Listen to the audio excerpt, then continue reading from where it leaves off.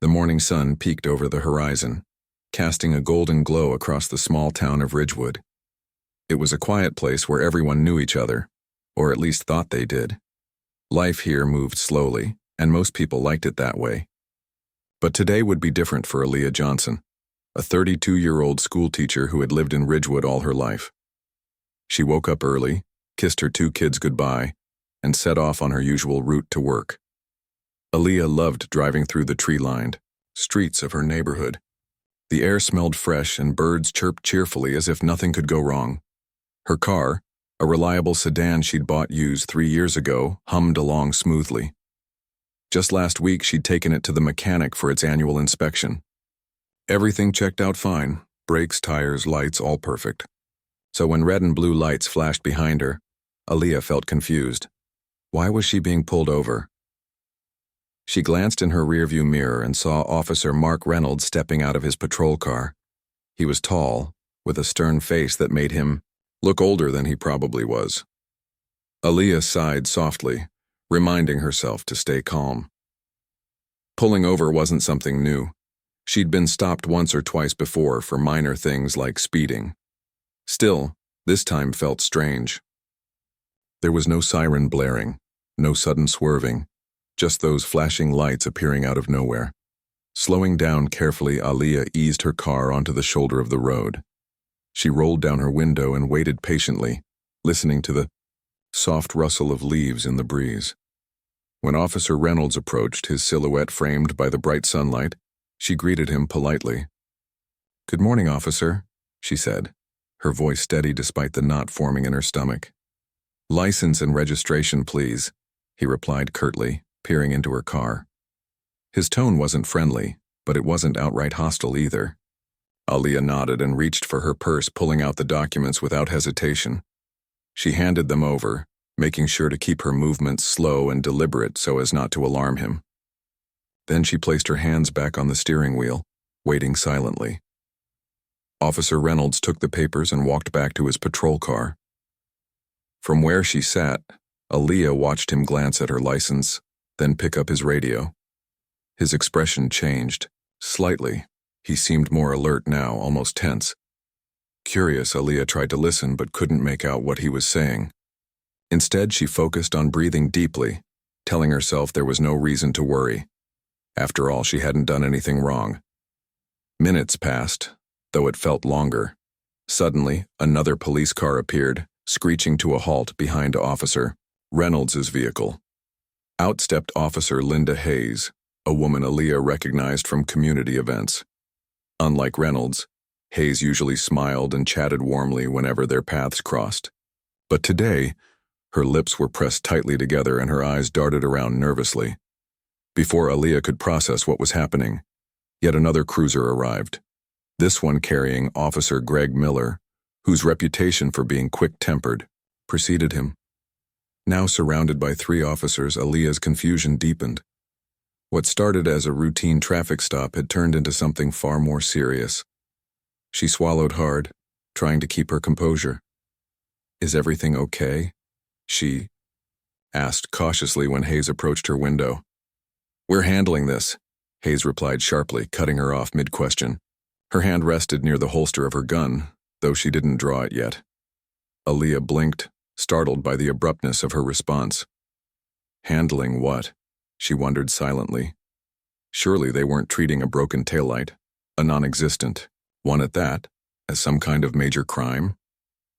As the minutes ticked by, the atmosphere grew increasingly tense. The officers huddled together briefly, speaking in hushed tones. Occasionally, one of them would glance toward Aaliyah's car, their expressions unreadable.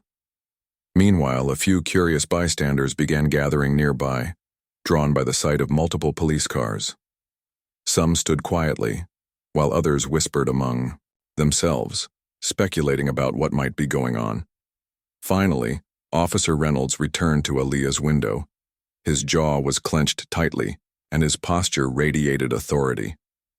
"Ma'am," he said firmly, "we've issued you a citation for a defective taillight." "But my taillights are working perfectly," Aaliyah protested gently, keeping her voice even. "I just had my car inspected last week. You can check if you don't believe me." Reynolds frowned, clearly annoyed by her persistence. You need to comply with our instructions, he snapped. Arguing won't help your case. I'm not arguing, Aaliyah replied, her patience wearing thin. I'm just asking for clarification. If there's a problem with my car, I'd like to understand it. Her calm demeanor only seemed to irritate Reynolds further. He exchanged a glance with Hayes, who gave an almost imperceptible nod. That's when things escalated. Without warning, Miller stepped forward, his hand resting firmly on the grip of his holstered firearm. His presence loomed large, intimidating and overwhelming. You're resisting lawful orders, Miller growled, leaning close to her window.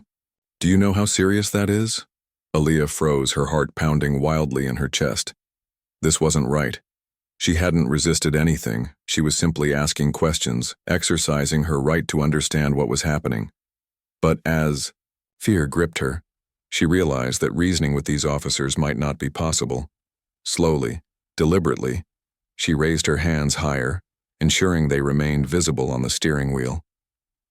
I'm not resisting, she repeated softly, her voice trembling slightly. I just want to know why I'm being fined. For a moment, nobody spoke. The silence stretched taut, heavy with unspoken tension. Then, to Aaliyah's horror, Miller drew his weapon. The metallic click echoed loudly as he pointed the barrel, directly at her head. Time seemed to stand still. Every breath felt labored, every heartbeat deafening. She stared straight ahead, too afraid to move, let alone blink. Around her, chaos erupted. Bystanders gasped audibly, some yelling protests. One man shouted, "What are you doing? She hasn't done anything." Another woman cried, "Put the gun down."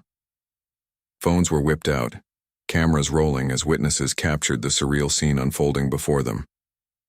Despite the commotion, Aaliyah forced herself to remain still. Tears pricked the corners of her eyes, but she refused to let them fall. She focused on steadying her breathing, repeating silent affirmations in her mind. Stay calm. Don't react. Trust that this will end. Yet beneath her composed exterior, anger simmered. How had this happened? All she wanted was clarity, fairness, a basic explanation for why she was being singled out. Was this really about a taillight? Or was it something deeper, uglier? As the standoff dragged on, Aaliyah resolved to find answers, no matter what it took. Little did she know, this was only the beginning of a story that would change her life, and countless others, forever. As the moments stretched on, the tension in the air grew almost unbearable. Aaliyah sat frozen in her car, her hands gripping the steering wheel so tightly her knuckles turned white. The barrel of Officer Miller's gun remained pointed at her head, an unrelenting reminder of the danger she was in. Her mind raced with questions. Why was this happening? What had she done to deserve this treatment? And why did it feel like the situation was spiraling out of control? Around her, the crowd of bystanders continued to swell. People who had been passing by now stopped completely, drawn by the commotion. Some stood silently, their faces etched, with shock and disbelief, while others shouted protests, demanding that the officers lower their weapons. One woman screamed, "She hasn't done anything wrong." Another man yelled, "This is ridiculous! Put the gun down!" The cacophony of voices filled the street, but none of it seemed to faze the officers surrounding Aaliyah's car.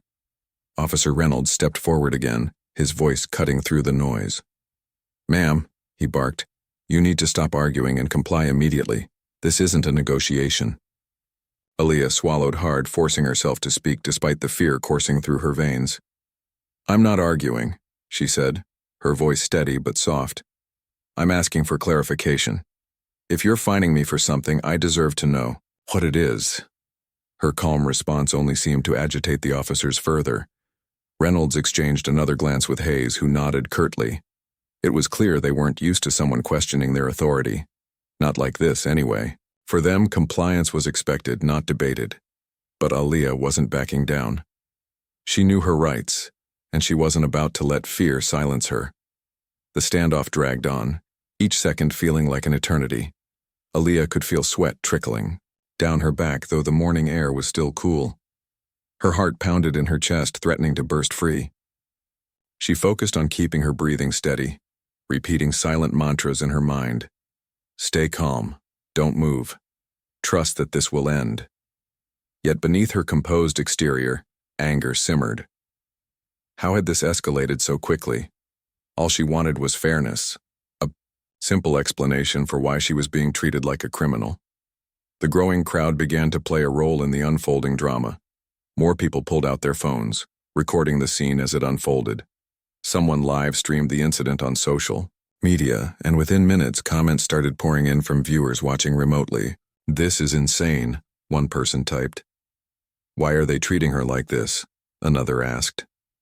The virtual audience added fuel to the fire, amplifying the outrage spreading through the town. Meanwhile, the officers seemed uneasy. They glanced nervously at the growing number of witnesses, aware that their actions were being scrutinized. Reynolds spoke into his radio again, his voice low and urgent. Whatever he was saying, it didn't reassure anyone. In fact, it seemed to make things worse. Moments later, 2 more patrol cars arrived, screeching to a halt behind the others. Now 5 officers surrounded Aaliyah's car, their presence overwhelming and oppressive. The arrival of additional backup only heightened the tension. Some bystanders began shouting even louder, their frustration boiling over. "What is going on here?" one man demanded. "Why are you harassing her?" Another woman held up her phone, filming everything. "We're watching you," she called out. "The world is watching." Despite the chaos, Aaliyah refused to give in to panic. She kept her eyes fixed straight ahead, focusing on the road beyond the officers' vehicles. Her mind raced, trying to piece together what might have caused this overreaction. Was it possible they had mistaken her for someone else? Or was there something deeper at play, something rooted in bias or prejudice? She couldn't shake the feeling that her race might be influencing how the officers were treating her. After all, she'd heard stories like this before, Black individuals being targeted unfairly, their lives put in danger because of assumptions and stereotypes. As the standoff continued, whispers began circulating among the crowd. Someone mentioned that Aaliyah had recently attended a town hall meeting where residents voiced concerns about police conduct. Could that have sparked animosity toward her? Others speculated that the officers might be using excessive force as a show of power, sending a message to anyone who dared challenge their authority. Whatever the reason, it was clear that this situation had gone far beyond a routine traffic stop. Then something unexpected happened. From the corner of her eye, Aaliyah noticed movement down the street. At first, she thought it was just another patrol car arriving, but as the vehicle came closer, she realized it was unlike anything she'd seen before. It was enormous, a massive military truck emblazoned with the Pentagon logo. The sight of it sent a ripple of shock through the crowd. People gasped audibly, their protests momentarily silenced by sheer astonishment. The truck rolled to a stop directly behind the line of police cruisers. Soldiers clad in tactical gear jumped out, their movements precise and coordinated. They carried themselves with an air of authority that dwarfed even the most imposing of the officers. Without hesitation, they took charge of the scene, ordering the police to stand aside. Major Elijah Carter, the commanding officer, stepped forward, his demeanor calm but commanding. "Stand down," he instructed the officers, his voice firm but measured. "This situation is under our jurisdiction now." The officers looked stunned, exchanging bewildered glances. Even Reynolds, who had been so adamant just moments ago, seemed unsure of what to do. Slowly, reluctantly, they lowered their weapons and stepped back, allowing the soldiers to approach Aaliyah's car. Major Carter approached her window, his expression softening slightly. "Ms. Johnson," he said, his tone respectful, "I apologize for the misunderstanding. You are not in any trouble. This was all a grave error." Aaliyah blinked, struggling to process his words. "A mistake?" she stammered, her voice barely above a whisper. "What kind of mistake?" Carter hesitated, choosing his words carefully. "Your name was mistakenly flagged due to a clerical error during a classified operation. We've been tracking a potential threat involving someone matching your description, but it turns out to be a false alarm. None of this should have happened." The weight of his explanation hit Aaliyah like a ton of bricks. She felt a mix of emotions, relief that she wasn't in immediate danger, anger at the absurdity of the situation, and confusion about how such a catastrophic blunder could occur. "So you're telling me," she said slowly, "that I was pulled over, surrounded by armed officers and nearly arrested, because of a clerical error?" Carter nodded solemnly. "Yes, ma'am, and I assure you, we'll do everything in our power to make this right." As the gravity of the situation sank in, the crowd erupted once more. People cheered and clapped, relieved that the ordeal was finally coming to an end. But for Aaliyah, the relief was fleeting. She knew this wasn't over, not by a long shot. The officers may have backed off, and the soldiers may have apologized, but the damage had already been done. Her trust in the system had been shattered, and she wasn't about to let this slide without seeking answers. As the soldiers escorted the officers away to debrief them, Aaliyah stepped out of her car, her legs shaky but determined. The crowd parted to let her through, many offering words of support. "You handled that beautifully," one woman said, patting her shoulder. "Stay strong." Another man nodded approvingly. "Don't let them get away with this." Aaliyah managed a weak smile, grateful for their encouragement. But inside she was seething.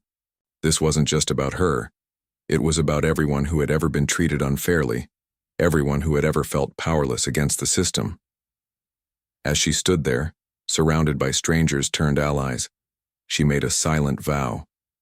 She would fight back, not just for herself, but for everyone who deserved better. The arrival of the Pentagon truck and Major Elijah Carter marked a turning point in the chaotic scene that had unfolded on that quiet Ridgewood street.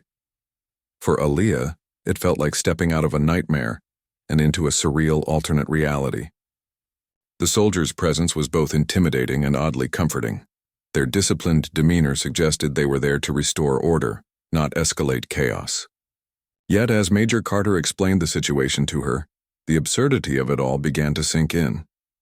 "This was all due to a clerical error," Carter repeated, his tone calm but tinged with regret.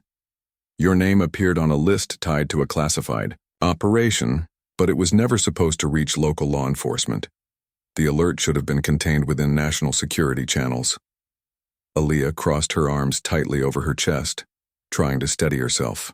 Her voice trembled slightly as she asked, "So, what exactly does that mean? Someone made a mistake, and because of that, I got pulled over and treated like a criminal?" Carter nodded solemnly. "Yes, ma'am. And for that, I apologize sincerely. This kind of oversight is unacceptable, and we're already investigating how it happened." But Aaliyah wasn't satisfied with just an apology. She needed to understand the full scope of what had gone wrong. "Explain this to me," she said firmly, her earlier fear giving way to determination. "What kind of classified operation involves pulling someone over for no reason? Was my name flagged randomly, or is there more to it?"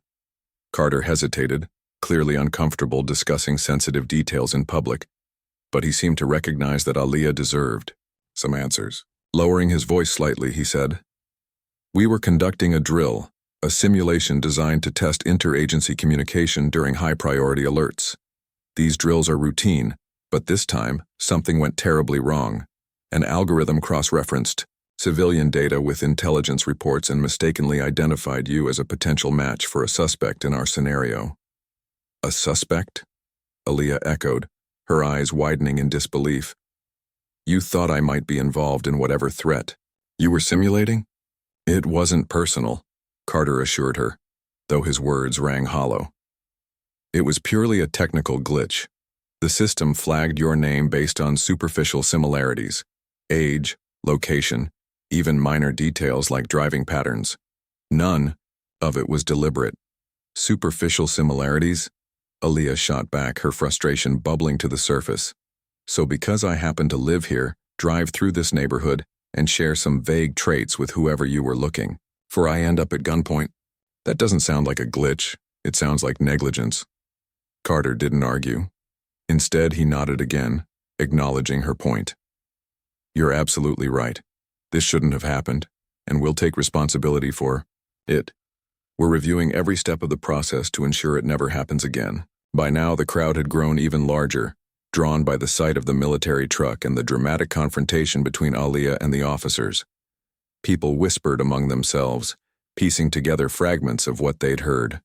Some expressed outrage, while others simply stared in stunned silence. A few brave souls stepped forward to offer Aliyah their support. One elderly man approached cautiously, resting a gentle hand on her shoulder. "Miss, I've lived in this town for 40 years and I've never seen anything like this. You handled yourself with dignity and I'm so sorry you had to go through this." Aliyah managed a small, grateful smile.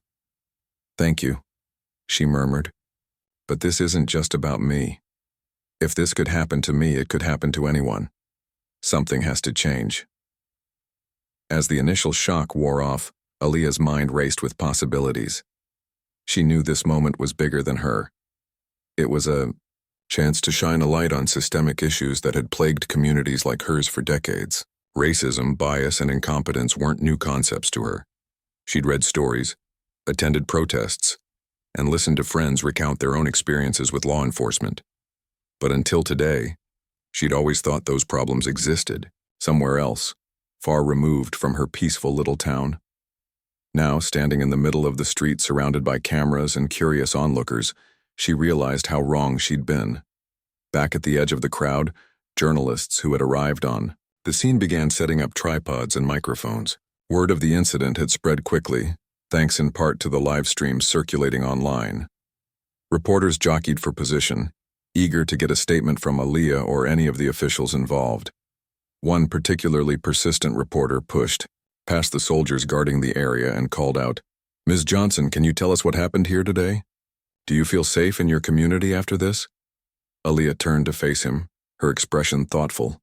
She hadn't planned to speak publicly, not yet, but she recognized the importance of seizing the moment. Taking a deep breath, she addressed the crowd directly. "Today, I experienced something no one should ever have to endure. I was pulled over for no valid reason, surrounded by armed officers, and treated like a threat, all because of a mistake. A mistake that could have cost me my life." Her voice grew stronger as she continued. "This isn't just about me. It's about accountability. It's about ensuring that systems meant to protect us don't end up harming innocent people instead. I want answers, and I want justice. Not just for myself, but for everyone who has faced similar injustices." The crowd erupted in applause, cheering her courage. Phones captured every word, broadcasting her message to thousands, perhaps millions, of viewers around the world. Social media platforms lit up with hashtags like "Justice for Aliyah" and "Accountability Now," amplifying her call for reform. Within hours, the story would dominate headlines, sparking debates about police misconduct, racial profiling, and government overreach. Meanwhile, behind the scenes, tensions simmered among the officers involved in the traffic stop. Officer Reynolds paced nervously near his patrol car, muttering under his breath. Hayes stood nearby, arms crossed, avoiding eye contact with anyone. Miller, still visibly agitated, kicked at the dirt with the toe of his boot. They knew they'd overreacted, but none of them wanted to admit fault. When Major Carter summoned them for a debriefing, they reluctantly followed, their expressions guarded. Inside the military truck, Carter wasted no time addressing the issue head-on. "Gentlemen, and ma'am," he added, nodding toward Hayes, "this entire situation was mishandled from start to finish. You acted on faulty information without verifying its accuracy. Worse, you allowed preconceived notions to dictate your response. What happened here today reflects poorly not only on yourselves but also on your department." Reynolds bristled at the criticism. "Sir, with all due respect, we were following protocol. When we received the alert, we responded accordingly." "Protocol?" Carter countered sharply. "Pointing a gun at an unarmed civilian for questioning a citation is not protocol, it's reckless. And let's not forget, the alert itself was invalid. You escalated a non-issue into a potentially deadly confrontation." Hayes chimed in, her voice defensive. "We didn't know it was invalid at the time. All we had was the information we were given." "And that's precisely the problem," Carter replied.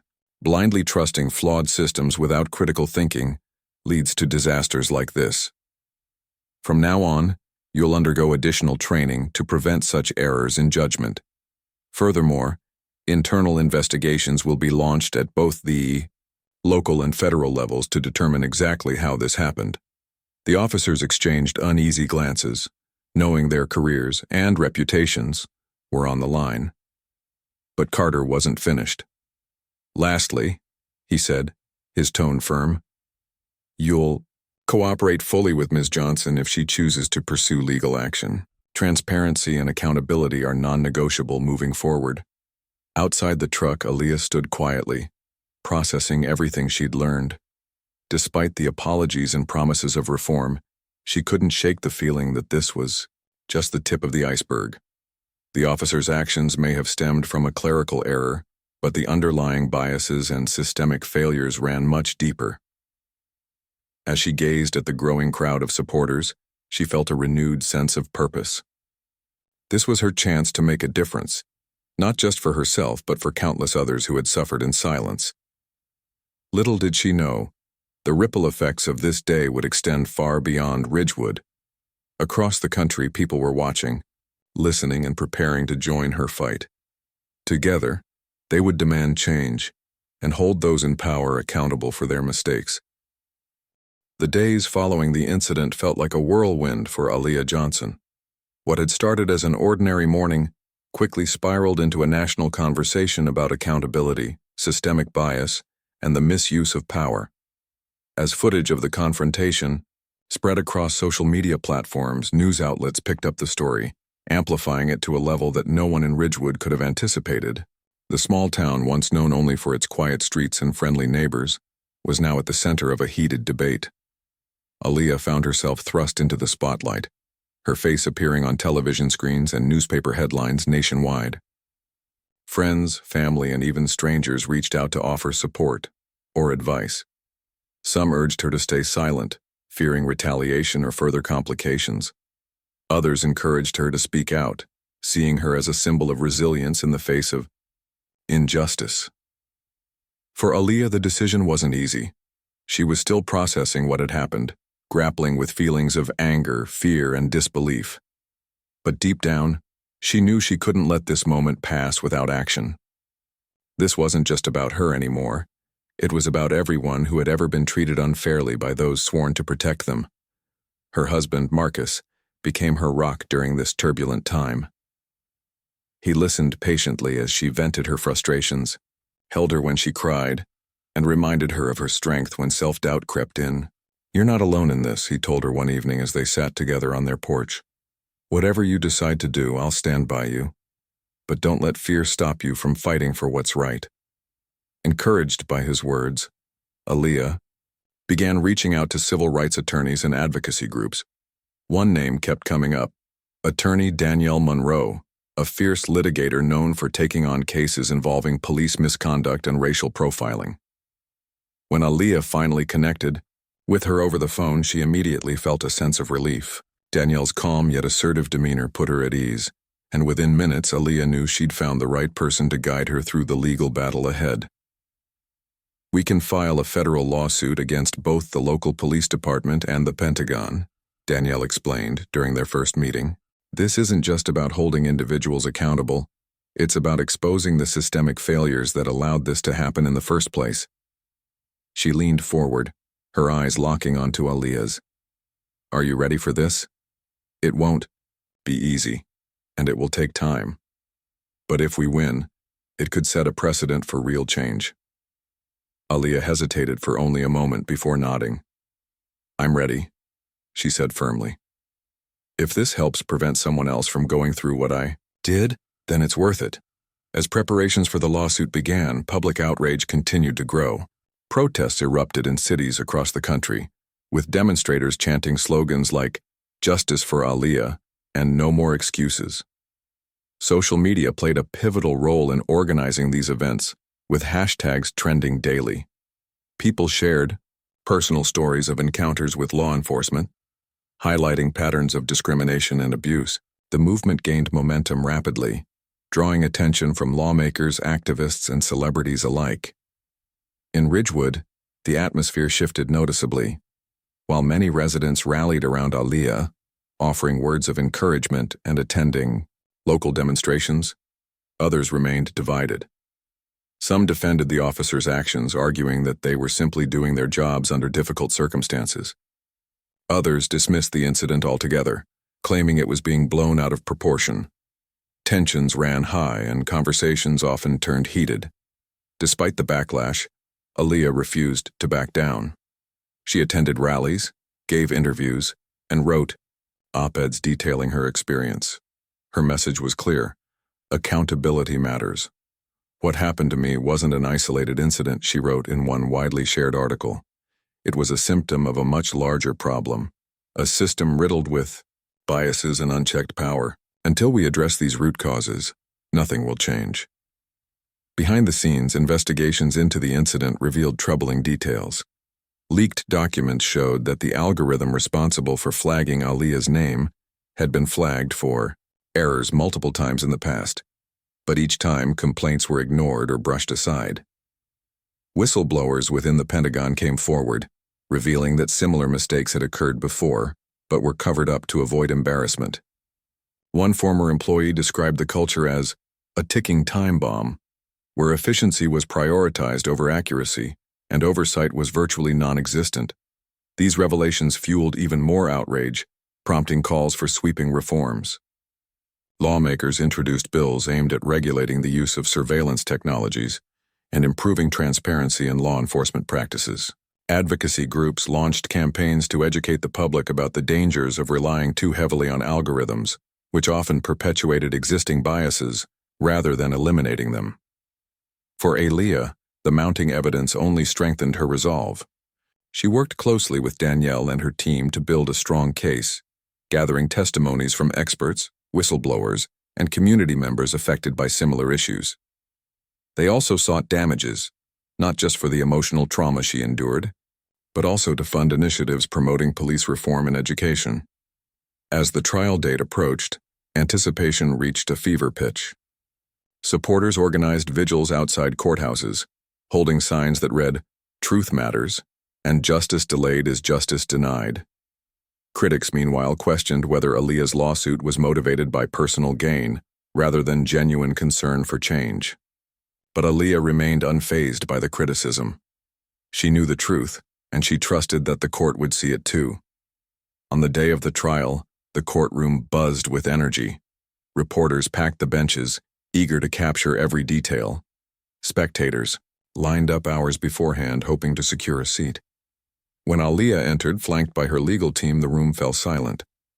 All eyes were on her as she took her place at the plaintiff's table, her expression calm but resolute. The proceedings were intense, with both sides presenting compelling arguments. The defense argued that the officers acted based on the information they received and couldn't be held fully responsible for a technical error. They emphasized the challenges faced by law enforcement in high-pressure situations and warned against placing undue blame on individual officers.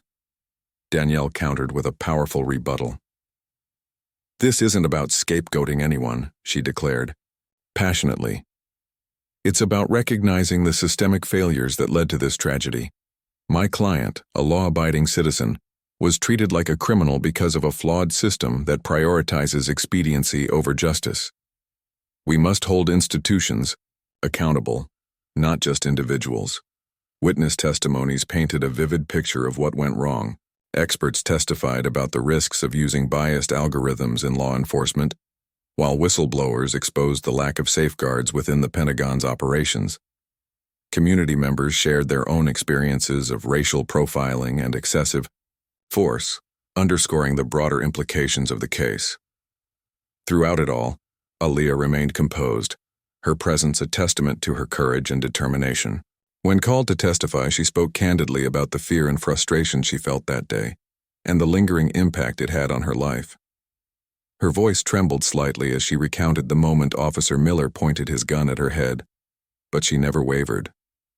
By the time she finished, there wasn't a dry eye in the room.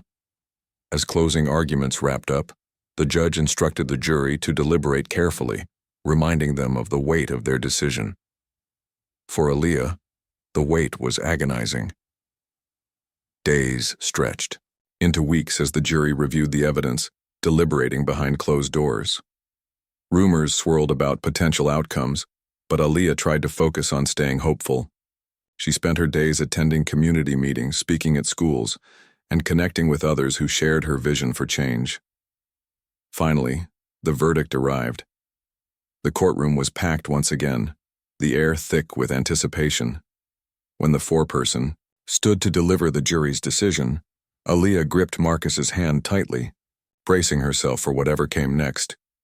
"We find in favor of the plaintiff," the foreperson announced, her voice ringing out clearly. Gasps rippled through the room as cheers erupted from Aaliyah's supporters. Tears streamed down her face as she hugged Danielle, overwhelmed by the magnitude of the moment. The ruling marked a significant victory, not just for Aaliyah, but for everyone fighting for justice. It sent a clear message: accountability matters, and systemic failures cannot be ignored. While the road ahead would still be long, Aaliyah knew this was a crucial step toward creating a fairer, more equitable society, and she was ready to keep pushing forward, one step at a time.